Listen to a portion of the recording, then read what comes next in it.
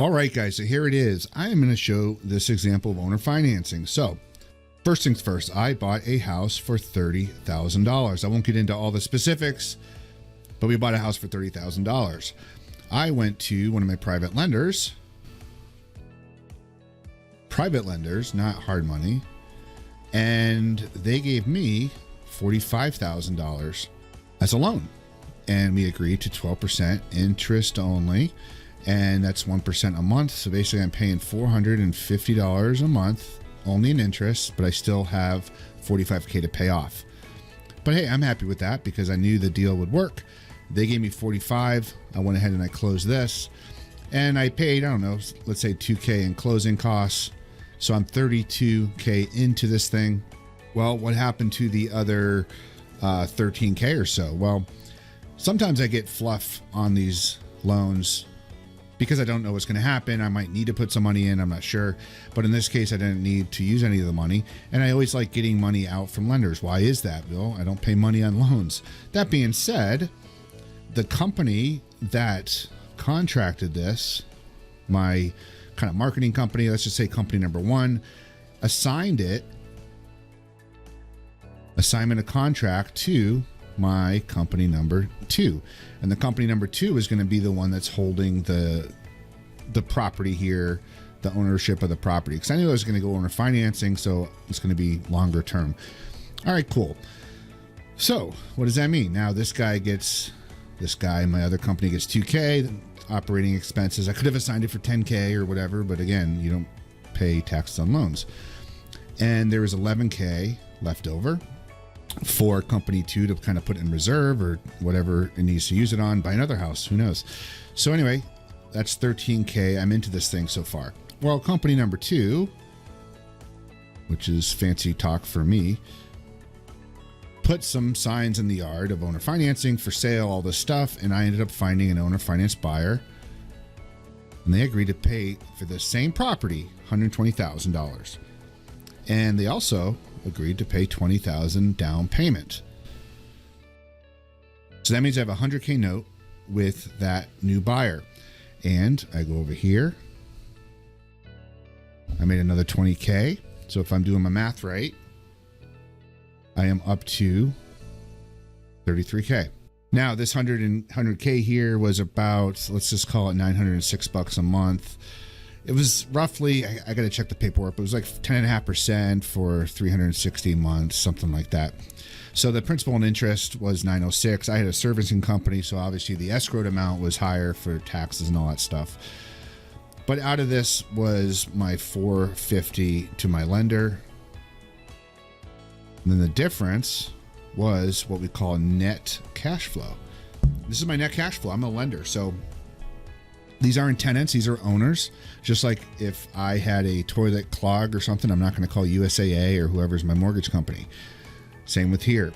So this is literally net cash flow. It's not a lot to do. So let's just say we did this for about 35 months, and that comes up to just under, right around 16K. So let's just call it $16,000 of net cash flow. We're going to add this here. So what is that? 49K. So far of profit. And then what did I do? So now I'm getting close to paying off my lenders. My lender agreement was 1 year terms with a couple extensions just to give them an out. So anyway, after a couple extensions, I'm on end of the third year. They want their money back. Okay, cool. So I go to sell my note to the secondary market. Well, my note at this point had roughly $97,000 of unpaid principal balance. That means these owners still owed about $97K of principal, because as you know, on amortization, most of that is interest up front to the lender. But I also know long-term inflation is not the friend to a long-term lender. So I want to sell this stuff, and I want to get some cash positions and use cash other ways and fluff my numbers a little bit. So long story short, these buyers agreed to pay around $87,000 and change. There's a little bit, not really, a little bit of closing, a few $100. Let's just call it $87K. So they paid $87K. That escrow company we used in the middle paid $45K to my lender, and $42K profit came to my company number two. So here we are, 42, That's 91K profit in 3 years. And if you were following along, how much money did I put out of pocket? $0 out of pocket. This is called infinite returns, if you ever heard that.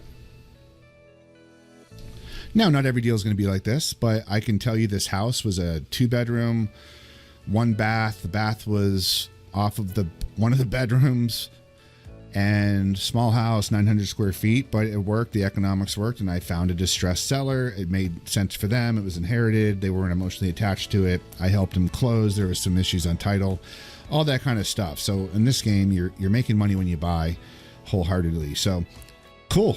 So what did I do? I got to tell you this much. You know, a lot of people know me. I'm doing the Cashflow Accelerators, whole life insurance. I love it. I've been doing it for many years, and I teach people in our community how to do it. So, you know, when I get these profits, guess what I'm doing? I'm flowing money through our Cashflow Accelerators, our whole life insurance policies done a specific way. I think the best in the industry. And then I can take that money, investments, I can use it for personal stuff, I can use it as a reserve. A lot of you guys like to do rentals and stuff, have a good reserve. I can use it as an emergency fund or whatever. As it gets bigger, and there's a whole bunch of cool stuff you can do with it too. So I won't belabor all that here. But anyway, this was a simple win. I just wanted to show the community on some owner financing. This was a wraparound mortgage. I will say this real quick. So the 45K lender is a first lien. When I did that 100K to the end buyer, it's called a wraparound mortgage. It wraps the whole thing. So that end buyer owes me or my company 100K. I owe them 45K. They're still a first lien. So if I took off and didn't pay, they could still foreclose on this whole entire thing. So there's a lot of disclosures, and we use Armalos, and there's all kinds of stuff that we use, guys.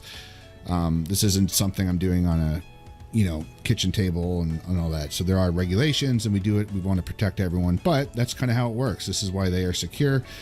And when I ended up paying them off, what happens was the new note buyer comes in, they pay 87. I assign them this full note. However, this lender gets paid off, and they sign a release. And basically this is now the first lien because it comes in the order that it's in. And then you take the releases off. So they have a first lien on this house now, and onward we go. Have a good day, guys.